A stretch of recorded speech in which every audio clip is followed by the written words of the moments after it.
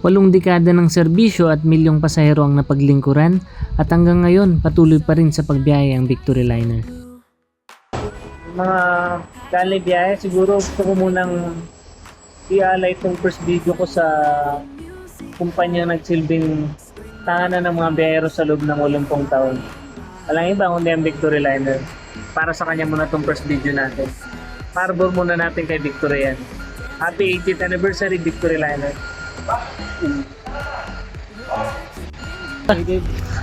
Happy 80th anniversary Victory Liner. Happy 18th anniversary Victory Liner.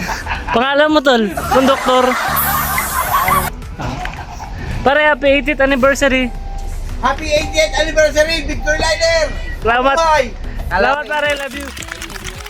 80 pa lang. Isa pa tol, pagbibigyan pa kita, take 2. One more, sige na. Energy. Bati natin yung Victory. Ano? Happy 80th anniversary Victory Liner.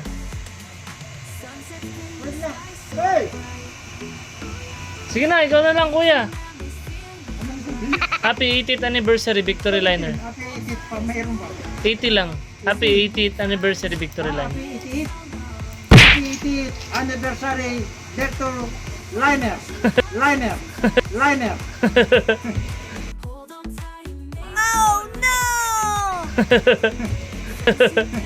Happy 80th anniversary Victory Liner. Okay. Perfect.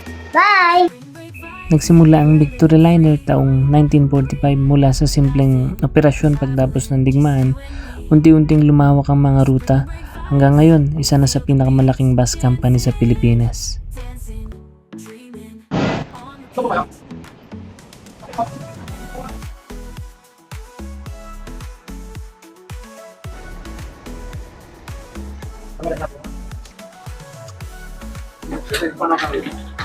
Apo. Plug mo lang dito. Try niyo po kung melon naman eh. Try naman ko. Sa PS Bank po pala, no?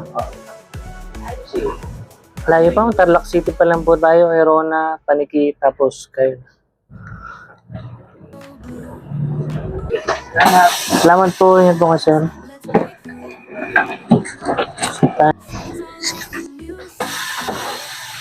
Kasi po. Thank you rin ma. Sino so?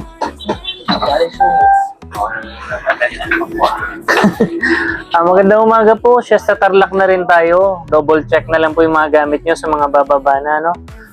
Sandali lang po tayo dito. Kung may gusto pong mag-CR, balik lang tayo kaagad. Bus 795 po, yung bus na sinasakyan nila, pakitanda na lang po, no? Nulit ko po, sandali lang po tayo dito, no? Siya na po, Tarlac. Bilang isang konduktor, isa ako sa maliit na parte ng malaking kwento ng Victory Liner. Sa bawat pasahero natutulungan, sa bawat ticket na binibigay, ramdam ko na parte ako ng biyahe ng ibang tao. At dito po ako proud. Salamat po. 8 dekada ng pagtulay sa pamilya, sa trabaho at sa pangarap ng bawat Pilipino. At ngayong ika-80 taon, tuloy-tuloy ang biyahe.